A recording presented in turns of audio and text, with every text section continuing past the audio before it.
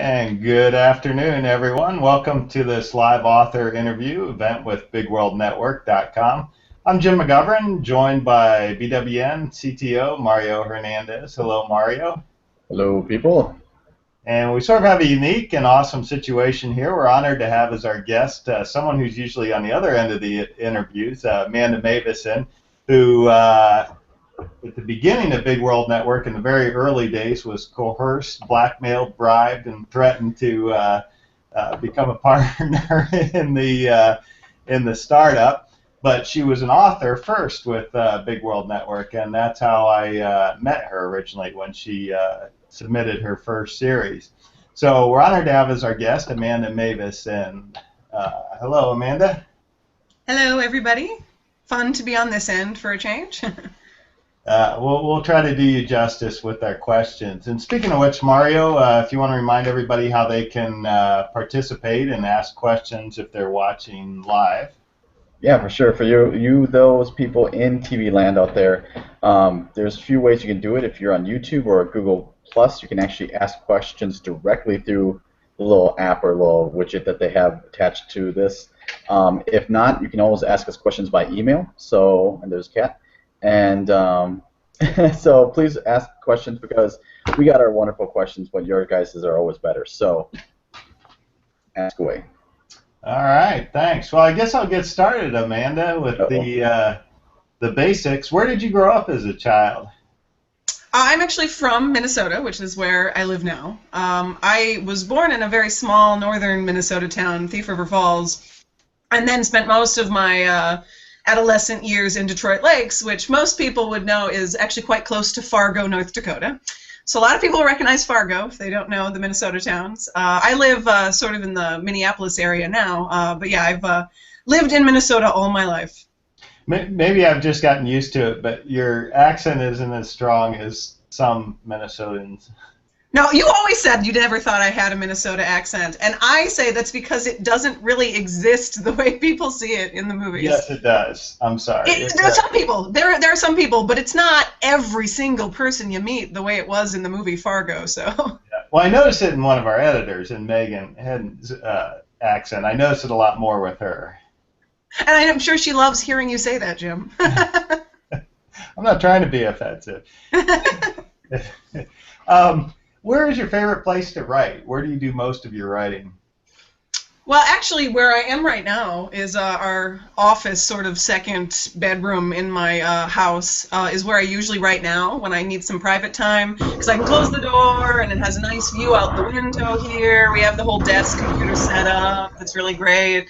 Usually it's just because I can be downstairs, which is where I usually have my laptop, but I find my husband too distracting, so I have to come upstairs sometimes to do it. Otherwise, I actually do a lot of writing while I'm at my day job.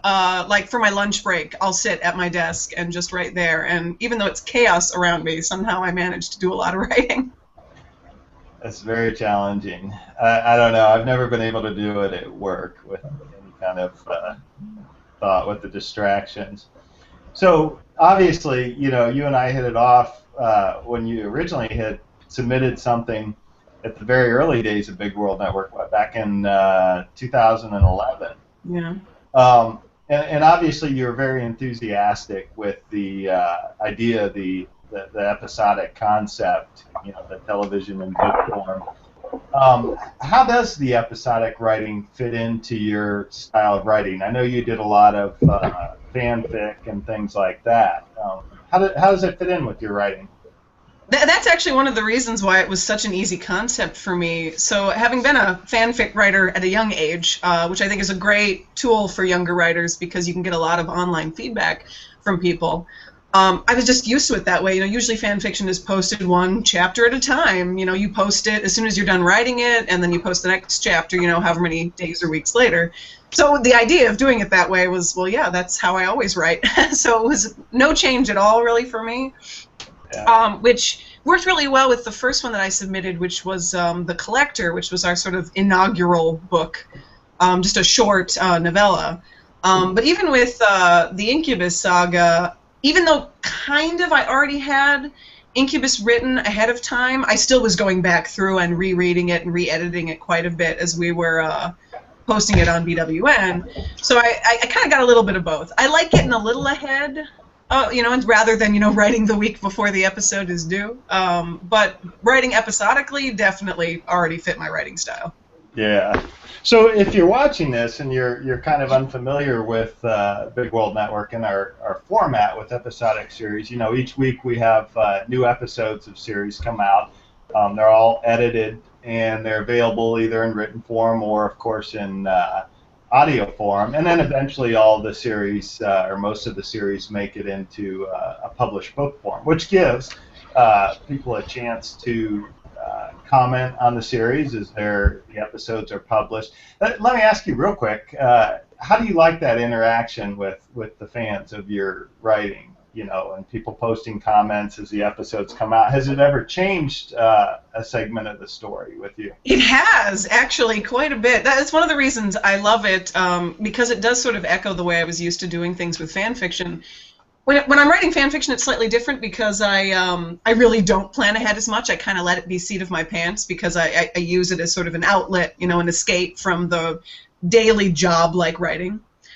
So it really can drastically change what I write next depending on how people react. But even with Incubus, when I would post things, I'd have people comment.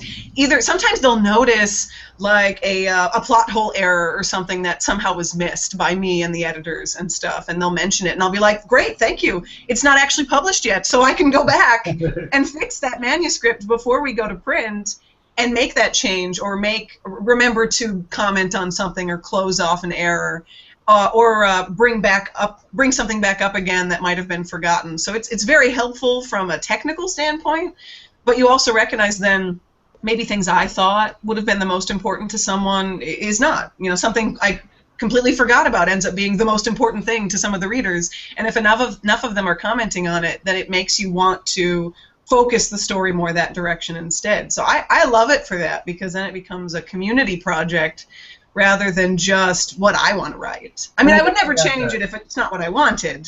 Yeah, it definitely adds an intimacy for the reader, with the author, in that they're sort of involved in the whole process of writing as a fan. So very cool. I do want to mention you actually do your own narration for your series and your books, as well as other ones, and you're a fantastic narrator, very clean.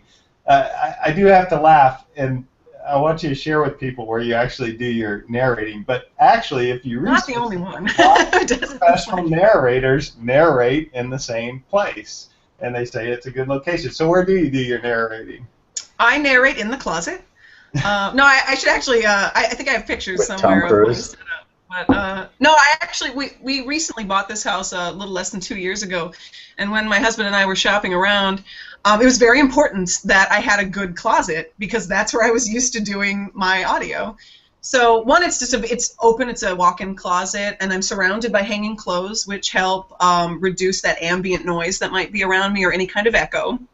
I do have a really nice microphone, and I forget what they're called, but that's sort of like, spit screen thing that also keeps from the popping noises that can come up, and so it ends up sounding like I'm in an actual studio when it's really just this sort of makeshift setup. But no, I love doing it. Actually, my first book with BWN, The Collector, I was lucky enough to have a good friend narrate it for me, Blaze Duros, who's fantastic. I mean, he's done audio work, and he's a composer and does all these amazing things. Because I was a little nervous to do my own. I mean, I started doing the narration for a few other BWN series, but doing my own, I don't know, for some reason it felt weird, reading out loud my own work. And then once I started doing Incubus, I just fell in love with getting to do it again, because I have a background in radio, actually, so I was used to doing sort of announcer-type stuff, and I also did acting for a long time, so it's a lot of fun. It gets some of that actor energy out of me. Yeah. Definitely. What I don't know, though, is when you narrate, do you stand, do you sit, do you... I stand. I can't imagine doing it sitting. Yeah, I absolutely stand, yeah. I don't have a chair in the... It's kind of like singing. You sing better when you're standing rather than sitting in... Exactly, because you need your diaphragm to be, centered well so that you're getting good air support and all that kind of stuff, yeah. Right. But before we get into talking about your specific books and your novella, Is there a type of genre that you would like to try writing that you've never tried before? I know you're actually doing something new. I don't want to steal the storm there, but oh yeah, well, actually, both of the things that I would like to do, I am in the midst of working on. One, which is nonfiction, which I've always loved. I was that crazy kid, right, who wanted to write papers rather than take a multiple choice test. You know, I would have taken that every single time. I loved writing nonfiction stuff, and it's hard to find the right topics, I suppose, to know what you want to write about. So and I can talk about this later with new projects, but I am in the midst of working on a nonfiction project. And then the other is young adult, because I tend to write more adults. I have a bit of a romance element to a lot of my stories, which can go a little bit more on the 18 rating, which is fine and great, and I love it. But I'd love to be able to reach readers from their teens as well, and try to keep that rating a little lower, because that's when I fell in love with reading. You know, I want to be able to reach people at the age I was when it was making a difference for me. So I'm very excited to also be working on a story. My next book that I'm most excited about will be young adult. Yeah. Yeah. Quick reminder to everyone, you are welcome to ask questions live if you want, and of course you can text them to questions@bigworldnetwork.com. So let's talk about your books. As you said, the first book you did with Big World Network was a novella, The Collector. Tell us a little bit about The Collector, which, by the way, I love. It's a fantastic book. I do really like it because it's such a short, condensed kind of series. It was a single season, which for BWN is 12 chapters or 12 episodes. And this actually was one my husband and I sort of wrote together. He'll say right off the bat that he's not a writer, but he loves coming up with ideas.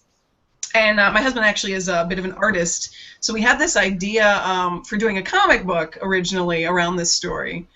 And it was partially inspired by, oh gosh, so many things. Like our first Valentine's Day date actually was seeing the Ghost Rider movie No kidding. together. That was our tradition for Valentine's Day, is to always see some kind of like horror or action movie. So it kind of was, you know, our love for Ghost Rider. For Valentine's Day. I know. That's kind of that tells you a lot about me and my husband, actually. That's our tradition. But yeah, our love for the idea of the character of Ghost Rider, and there was a television show we were watching at the time called Reaper that kind of similarly to Ghost Rider was dealing with the devil's bounty hunter and all of this, and we just had so many ideas floating in our head about that concept that we came up with our own. You know, what's our story if there actually was this person who was supposed to be the devil's bounty hunter who collected on devil deals to bring those souls back to hell? What would that story be like? And so it's very visual and dialogue driven as a story because we envisioned it as a comic book. And I do love it. I've had a lot of people actually ask, when's there going to be more of this? Because it could have a continuing story to it. Maybe someday. It also kind of vaguely connects to the Incubus Saga. I always say it's not, but it does. It's kind of an inside joke connection, yeah. So, I mean, if you read it, you'll definitely recognize some characters that are in both. But it was the first thing I'd ever actually worked on together with a, well, not the first thing I've ever worked on with a partner, but the first thing I'd ever done with my husband, so it has sentimental value too. Yeah. Before we talk about the Incubus Saga, I have a question from Daniel Mitchell. As I mentioned at the beginning, you're our managing editor. In fact, even though most authors have two editors assigned to them, you read through everything that gets put on Big World Network. So his question is, how do you manage to read through and approve every chapter that goes up on the website every week while still working a full-time job? And doing my own writing, right? I know. It's I honestly don't know, but I do it, right? I do it every week. Usually, well, we do have a limit on BWN. We never would have more than 21 series running at a time, because otherwise we could not handle the volume. So on average, I'm reading, 20-odd chapters a week, which it's not, to me, it doesn't seem like that much, I guess, because I've always been such an avid reader. And I have this natural tendency, even if I'm reading for fun, to be like, oh, if only they had made that little change, or oops, if only they had caught that little error. So it comes very naturally to me to read quickly, getting a feel for the story and fixing those more, copy editing type errors that I don't know, some I can do in 15 minutes, and some episodes might take an hour to get through, but I love doing it. I get so invested in all of these stories. I mean, Dan knows, because I do the narration for Daniel Mitchell's various series revolving around the character of Lishkanath and the Lishkanath Chronicles and all of those, and I mean, I get just as invested in everybody's stories as I could ever be in my own. So I look forward every week. I'm like, well, what's going to happen next? I've got to read this. You know, I can't wait. And his aren't particularly short either. I mean, no. I mean, occasionally there's a few people who have, you know, chapters that are maybe 4 or 5 pages, but most are longer. And Dan's definitely stretched more to 10 pages or plus. But I mean, it's really just about, I do it whenever I have free time. If I have a free moment during my day job, I don't break. And, well, occasionally I'll go on Facebook for maybe 2 minutes, but but usually that's when I'm doing my BWN work, and when I get home, and when I have free time on the weekends. It's whenever I can fit it in. Yeah. I do want to apologize really quickly. Somebody pointed out, normally Mario runs these interviews from the technical standpoint, and today I initiated it. I guess it was stuck on a screen of me instead of seeing you at the beginning. So I'm so sorry. Everybody was stuck looking at me. I really, really apologize for that and having to put you. We are so sorry. I'd much rather look at you, Amanda. We'll give you a full refund for this interview. We promise. Right. Yeah. Exactly. Yeah. Exactly. That's right. Well, yeah. Listen. So tell us about the Incubus Saga. The 3rd book has come out now. What motivated the series, and tell us about it. Well, I love telling this story because it's near and dear to my heart, and actually I really think I describe it well. At the end of the book, I have an author's note where I describe just how many years and how many words this story is, and it's hidden 8 years since I first started writing the very beginning of what became the Incubus Saga, and for almost 500,000 words in these books, which is crazy to think of. But honestly, it really was inspired from fan fiction that I was writing, and that I loved so much and was so dear to my heart that I'd written for 2 years, and thought, the story is so good and it diverts so much from the original canon, I could turn this into something that's an original story and shape these characters into my own, because I really already did.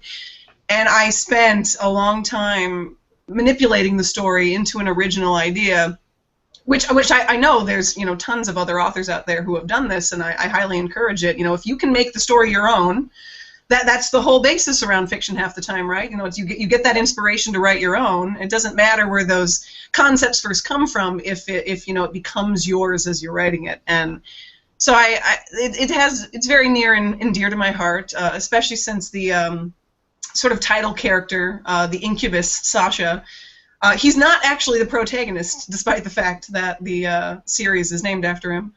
But he was one of these characters, a completely original character, nothing to do with the source material that inspired it. All mine. And I can remember just literally standing in my living room and him just like coming to me as this fully formed character suddenly, which I think is only something a writer can grasp and understand, how that can happen once in a while, where it's like this character knows who they are, knows what their story is, and they just appear before you and tell you that you have to write their story. And it was one of those magical moments where that happened. But I mean, the story itself comes from just my love of sort of urban fantasy settings. I've always had this huge love of Fae legend and lore, big Arthurian legend fan. Like, I always loved reading things about Avalon, and Midsummer Night's Dream's my favorite Shakespeare play, you know, all that kind of stuff.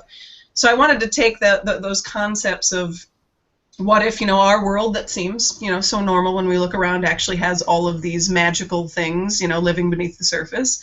And then the story itself focuses around these relationships between these brothers who are dealing with all of this, and then the romantic element between one of the main characters and my Incubus character, Sasha, and eventually escalates into a story about saving the world and coming to recognize, you know, what it really means to believe in yourself and who you are, and falling in love, and all those things I love most about the stories I most enjoy reading.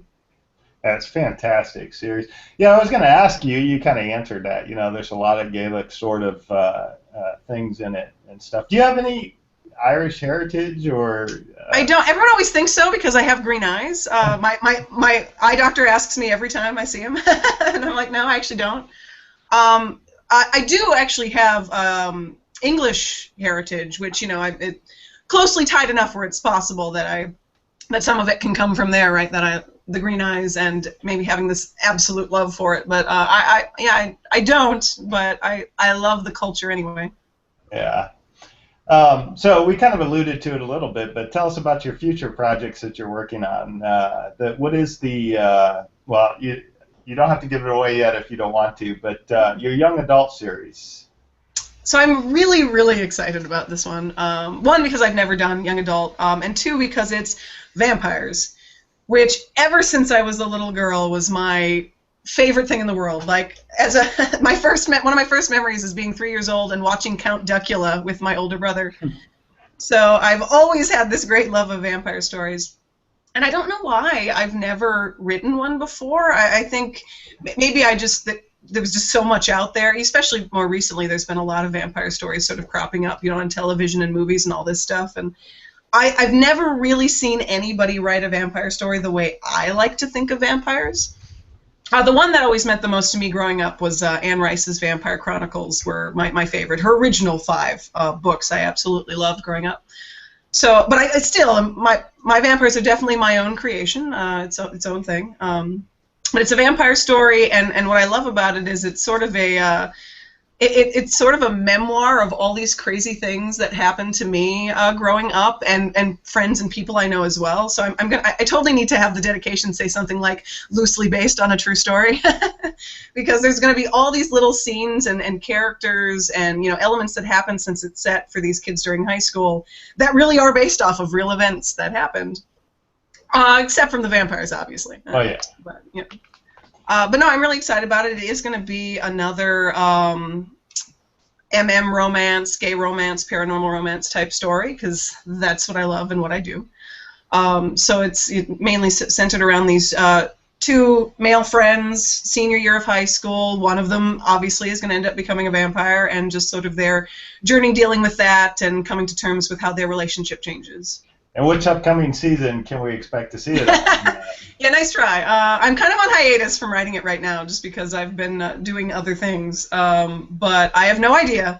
But I'm not even going to consider the next season to air it until I've written the entire thing. Yeah. Because I really want this one to be perfect. I have all these, I have pages upon pages of notes as I'm going to keep track of everything. I want this to be the most detailed thing I've ever written. So it'll be a while, but well, I'm excited. I haven't seen any of it, so I should have the inside scoop, and I haven't even gotten to. Very few people have the inside scoop. There's only one person actually who's read all that I've written so far. So. I have another live question for you, kind of going back a little bit. But what's your favorite place setting within the worlds of the Incubus Saga that it takes place in? In other words, what about it makes it your favorite? It's tough. I mean, part of me wants to say from the first book, they spent a lot of time actually in Minneapolis because it's a place I know well, since this is where I live and work. So I feel like a lot of those scenes where they're dealing with, being anywhere downtown, they're the most detailed because I know them, so I could write them from personal experience. Though every time, any of the places that are ever mentioned in the book, I do heavily research, and if it mentions a building or a place or a town, that place exists, and I actually looked it up and found pictures and describe it the way it actually is as much as I could. So Minneapolis definitely a little bit. I do love the gatehouse setting just because it ends up being this sort of like giant mansion house. Oh, actually, I'm going to have to say, I think this would be book 2. I get them confused since we ran the whole series straight through on BWN. I forget which scenes break off from one book to the next. It all flows together in my head. But it might actually be the Animus House, which is set in Maine. That one I'd say does not exist as a real house. That would be quite a feat if it did. But it's a really fascinating place that I completely just came up with on my own, where it's this giant house that has these sort of spells to it, where each room you enter shows you a scene from what you were doing at that time, either a year before, the next room would be 2 years before, the next room would be 3 years previously. So you can see different scenes from your life. Yeah, it's a really cool place. I really liked. I had a lot of fun writing that one. Very cool. All right. Well, Mario, let me pass it on to you, and you can talk about her social media, and we can share that with everyone. For sure, yeah. So as we always do, we try to get people connected as best we can with the author, and I know you have a few, like half a dozen places where people can get in contact with you. I'm just gonna list them off, and just let me know if you do wrong or if you have the links too. You can let us know. Goodreads, I think you can just look for your name on there because it's a very long one. I'm not gonna try to like. Oh yeah. Really, if you either Google my name or go anywhere and search my name, I tend to be the only person that comes up because my husband's last name is very unique. But so obviously you can see it anywhere. Well, on my screen, right? You can see my name right there. Yeah. But carefully watch that spelling. But yeah, if you look me up by my name, I'm the one who's going to come up. Yeah, it's not an easy last name to spell. That's for sure. No, I'm become pro at it. Are you kidding me? I type it all the time now. So yeah. So yeah, and also if you look up Amanda Meuwissen and Incubus or Collector, I'm sure those will come up too. So if it's attached to anything, it'll be like Incubus or Big World Network or what have you. You're Miss Supercube on Twitter, MISS Supercube. Tumblr, you're crimsondomingo.tumblr.com. Also same with Pinterest, Crimson Domingo. Just fun to say, Domingo. Yeah.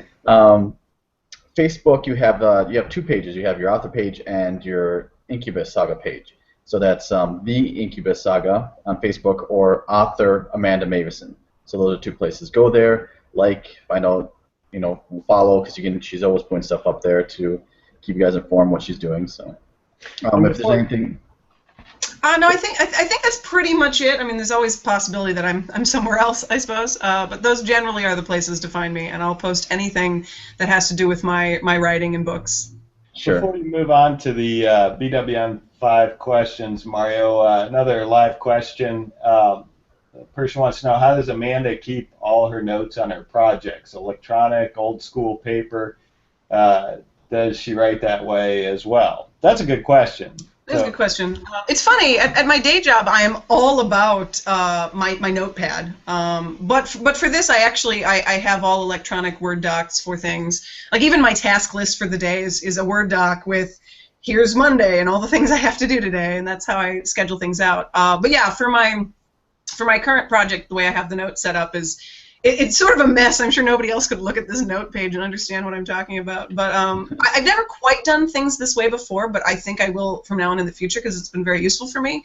So basically, it's just a Word doc, but I have, at the beginning, I have, here are the potential titles I'm thinking of for this book. Here's the synopsis, how I'm thinking of it so far. One thing I always do, and I've done since I was a little girl creating story ideas, is I will always do sort of a fact sheet of each character. So it's like, this is their name, this is their age, this is their hair color, this is their eye color, these are things they might wear or quirks about them, this is their heritage, all these little things.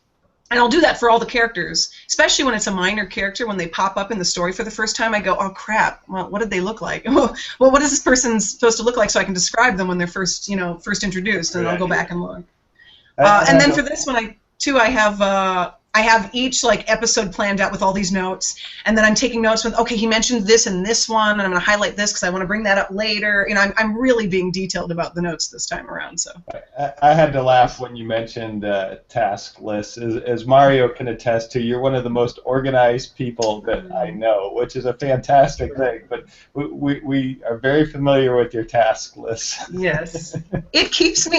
If I didn't write things down, I would not remember to do things. That's just the way it is. Yeah. All right, Mario, I'm sorry. I'll let you get back to the BWN 5 questions. Yeah, I don't know if I can start again. I was on a roll, and now it's just derailed. Threw your flow off there. Right. So we always ask what you prefer in your reading if you have time to read, which is so funny because I don't even know how to ask this question. But do you prefer ebook, paperback, hardcover, audiobook? What's your reading preference? It's really funny since I narrate that I don't like audiobooks at all to consume myself. I've never listened to one, and I don't think I ever would.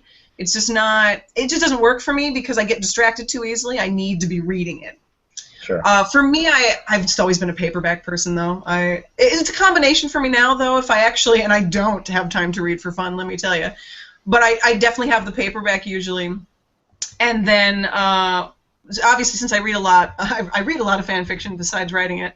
Then it's online, so you'd almost think of it like, sort of like an ebook, because I can just pull that up on my phone, right, and read on the bus when I just want to, like, decompress for a little bit and stuff. But paperback definitely would be my go-to favorite. For sure. So you talk. Actually, I think you already answered this question, but one of your favorite book series is the Anne Rice series, the vampire series. It is one of my favorites. If I had to choose only one book, though, usually I have this like list of 5, and it's the 5th book in the Anne Rice Vampire Chronicles that's always on that list. But my number one, if I have to choose, is actually not part of the Chronicles. It's Terry Pratchett and Neil Gaiman's Good Omens is my favorite book of all time. I absolutely love it. And unfortunately, we lost Terry Pratchett very recently. Which really hit me harder than I think any celebrity death ever had before, because it was so connected to me as someone who loves his work. And since Good Omens is one of my favorite books, like that night after I heard that he had passed away, I had to pick up my book and I like read through all my favorite scenes and was getting all emotional about it. And yeah, it's definitely one of my favorite books. It's again sort of an urban fantasy thing dealing with gods, demons and angels, and a humorous apocalyptic story, and it's just fantastic. I love it. Do you think it affected you so much too? Because with books, we are almost directly connected with the author. I mean, when you watch a movie or you watch other stuff, there's so many people that have their hands in it, and you can't just solely put it onto an actor or a director. I mean, with books, I mean that's that person, speaking to you. Yeah. Oh, absolutely. Actually, yeah. Yeah. And actually, I didn't even think of this until now, but I sort of do a play on the idea of the 4 Horsemen of the Apocalypse in this final book in the Incubus Saga, which I'm sure was inspired partially by Good Omens, because there are the 4 Horsemen of the Apocalypse. One of my favorite versions ever of the 4 Horsemen is from Good Omens. I do what I do is very different. It's sort of the antithesis of the 4 Horsemen. It's if the 4 Horsemen were good, so instead of death, it's life. Yeah. But I'm sure that it also inspired me there as well. Yeah, most definitely. So if you had a choice to live in any of your stories, would you, or which one would you? Yeah, absolutely. Not even a question, would I? Well, especially since, really, like with the Incubus Saga, it is our world, right? Everything's pretty much normal. We just don't know that there's this, other world that exists, which is always a fun idea to think of, right? That there might actually be magic and monsters that exist. Terrifying, though, because there's a lot of evil in the stories, too, or they wouldn't have any antagonists to fight against.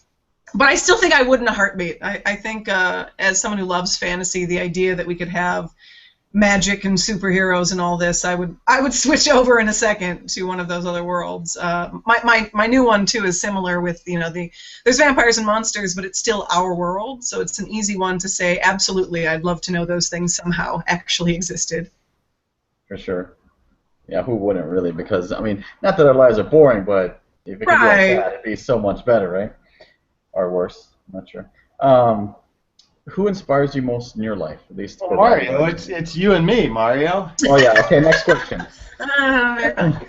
Well, that's tough. I mean, my husband's got to be one of the biggest inspirations for me, just because. And I tell him, the reason I love writing romance and about characters falling in love for the first time is because ours was so great that I want to relive it over and over and over again. And I feel like writing it renews my love for my husband every time. I mean, it just does. So I mean, I absolutely love. I love getting the chance to write stories like that, because he's definitely one of my biggest inspirations. My family's actually always been very supportive. I mean, even it's pretty kind of funny when these books start coming out, right? Because all your family constantly goes, "Oh, I want to read this," and it's like, there's gay sex, just so you know. It's like, how do you bring that up with Grandma? But Grandma still picked up the book, so did my husband's grandfather, and we're all willing to read it. And it's interesting to see how that that can kind of happen. So but I mean, it's very inspiring for me. It's like these people you wouldn't have expected who would maybe pick something like that up. They're willing to because they care about me. Well, that's very inspiring for me to come back and continue to want to do it. And then just all the people that I dedicated the book to, for sure. Because I mean, good friends like Megan, who's always read so much of my work for a long time. Besides being my associate editor on this project, she's also read a lot of my work as a good friend of mine for a long time.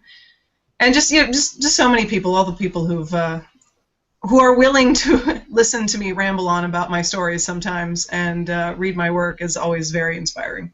Yeah. Hey, regarding your character sheets, Riley Westbrook asks, do you have a pen and paper RPG background? I do. Oh my gosh, do I ever? And I have you should see our bookshelves that are just filled with D&D, Pathfinder, all the like. Actually, one of the things I used to do a lot is I have all of the White Wolf books as well. For people who don't know, so Vampire the Masquerade is a role-playing game that was very dear to my heart for a long time growing up. So if you think of, for people who are familiar with D&D, it's a very similar concept, only you're dealing with sort of a modern world with vampires. And the White Wolf group also did, they have a werewolf one, they have a fae one, and I would take these and I would use the character sheets in the back of all these books, including D&D and Pathfinder ones, and use them to help me dictate points that would create a character. Just because it's such a great way to create a character for gaming, it works great to be sort of the background for how you envision a character in a story, too. Because you have to think about, well, what are their skills? Why would they have those skills? How does that balance out them as a person? If they're more charismatic, does that mean they're not as intelligent? You kind of factor in all these things to make a well-rounded but believable person. So I absolutely use RPG pen and paper background when I'm thinking up how characters should be and will be in my stories. Right, because if D&D isn't storytelling, I don't know what is. Because right, absolutely, yeah. Very cool. So one of our last questions: what is your least favorite or most favorite genre or genre or reading pleasure? Sorry, Jim, that was a big one. That's an inside joke because I do not know how to spell it. You spell it genera or however you pronounce that. Every time. Spell check clears it. That's all I know. That's because it's a real word. It's just not the word you want. Which is why I'm an editor, so I can catch those things that Word doesn't catch. But yes, least favorite. It's I don't know. It's funny because BWN has really changed me, because there's a ton of different genres I would have listed off several years ago. But being managing editor, I've read so many stories from all these different genres and enjoyed every single one. A really great example actually would be Tristy Pinkston, who does the Estelle Watkins mysteries. They're these adorably written, so flawlessly written too. She hardly needs an editor. And it's a murder mystery but funny. And I never would have picked up a book like that. Never would have thought I would be interested in reading one. But oh my God, I can't wait for every single episode of her stories every time because they're so engaging. So BWN has made it so it's hard for me to pick a genre I don't like anymore because I've read them all now. Favorite for me definitely always comes back to sci-fi and any kind of fantasy. High fantasy, urban fantasy, I love it all. Like I say, I tend to write more urban because I like the mix of modern day with fantastical ideas. But all that kind of stuff. Usually if it's a normal everyday story about someone's real life and stuff, I'm like, eh. But if it has some kind of magic to it, then I'm all on board. Cool. We actually have a few questions, not from us, from the people out yonder in the internet. The people. The people have spoken. Joseph Long actually asks, we know you help us edit. Who helps you edit? And what inspires you to write this story? And how difficult is it to keep all of us wild, crazy kids in line? So that's like a three-parter. So. Right, it's several one. Who helps me edit? Well, I did mention. So I mean, everyone usually is assigned an associate editor, and then I read everything. There are a few people who I feel are clean enough in their writing. They rarely need an extra eye, so we don't give them an associate editor. And then I'll just read it myself. And so for me, though, obviously I couldn't just keep it myself. Everyone needs at least one person reading their stuff. I always recommend more. It just sort of depends on who we have available, but at least one. So I always assign myself an associate editor. In this case, for Incubus, like I said, it's Megan Hedin, who's a good friend of mine who I pulled into BWN a long time ago, and I knew knows how to be critical but nice about it, which is always a good thing for an editor. who's caught many an error over the years for me. And So yes, I do always have editors. And who also has a fantastic Minnesotan accent. Yes, I'm sure she'll love to hear that. Yes, she Megan? does. He thinks so. You missed that, yeah. Really. No. Maybe to Jim. Who knows? We all sound funny. Yeah, you betcha up here, Jim. Yeah. She can do the accent really well, whereas I don't even think I can emulate it usually, like say it in a way. But let's see, how difficult is it for me to keep all these wild and crazy kids? Crazier sometimes than others. Really, like I said, or like Jim said, I'm very organized. So I have my task sheet of all the things I have to do each day. And the thing that probably saves me the most is I have this Excel sheet that I live and breathe off of, which lists every single series for each season that's going at any given time. It has all 12 episodes listed out, and I have it color-coded for what is still due, when it's with the editor, when I need the audio, when the audio's been done, when it's the series that's going the next day, so I remember which ones I have to proof each day. If I didn't have that to keep track, I'm sure I would go absolutely insane. Somehow I magically pretty much have all of your emails memorized, and I obviously have it memorized who narrates what and who edits whose stories and all this stuff. I mean, I still have that written down, but it just tends to ebb and flow with me quite easily after a while, getting used to everybody. So sometimes I have to crack the whip and be like, okay, you're like 3 episodes behind. Come on, keep up. Or make somebody wait a season or two until they catch up with their writing, because not everybody can follow the deadlines. Yep, exactly. Probation happens occasionally, but for the most part, it's me keeping organized with what's supposed to be done when and who has what and all that. That's the only way I could survive with it. You've dearly and affectionately earned your nickname, Honey Badger. Yes, definitely. I'm nice about it usually. Depends nice on my Honey mood. Badger. Yeah, there's such a thing. So another question we have from, and forgive me, Raymond, if I pronounce your last name bad, it's Sardella. Do you draw inspiration from some of the stories that you edit? Question mark. I mean, always, I suppose. I mean, I wouldn't say I've ever been inspired by one of the things I've edited into an actual concept for a scene or something, but I think my own writing always improves because I'm reading so many different writing styles that you start to pick up on those ways of how people, how your writing flows changes just based on what you're reading. So anytime I'm reading something that I absolutely love, it inspires me to want to then start writing. I get done with something and I'm like, oh, I got to find some time to go upstairs and write, because you get so filled with that energy. So I'd say it's more that need to write rather than anything necessarily kicking off a direct inspiration. At least so far, but it definitely always keeps me generally inspired. Sure, you see others doing it and you want to join that. So no, I understand. Mary Bowerman has a question. I know you have a day job, so between writing and all the work you do for Big World Network, how do you manage your time and how do you handle all the stress? That's the hardest part, right? The stress. It's easier some weeks than others, obviously. Like I said earlier, it's all about crazy time management, and every time I have a free moment at work, I'm somehow working on BWN, and when I get home, I'm getting stuff done. I actually think it stems from when I was younger, I never wanted to have to do homework when I got home. So I would do everything I could to get all of my homework done in school, either during class while also multitask listening, or during recess, or whenever. I'd be like, no, I want to get all my work done so that when I get home I can play video games, because I don't want to have to work on my homework. Yeah. But I always had to get straight A's, so I was very obsessive about getting everything done. So I would constantly be working on how can I get everything done so I have time to do what I want. And so I have that constant drive in me even now. It's like, okay, I've got to get this done, and now I have to do this. And then when I get home, I can either play video games. Yep, that hasn't changed since I've gotten older. I can either play video games or we can watch a movie and decompress.